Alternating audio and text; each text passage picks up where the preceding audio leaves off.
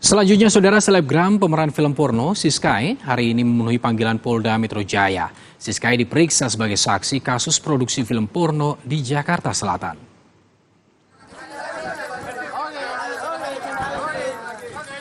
Selebgram Siskai tiba di Polda Metro Jaya sekitar pukul 10 Senin pagi. Siskai sebelumnya dijadwalkan untuk diperiksa pada Jumat 15 September lalu, tapi tidak hadir dan kembali berhalangan di pemanggilan kedua Selasa 19 September.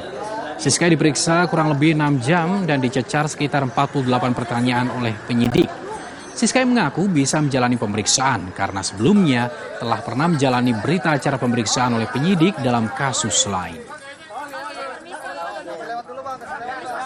Seperti biasa karena udah punya jadi ya totalnya 48 seputar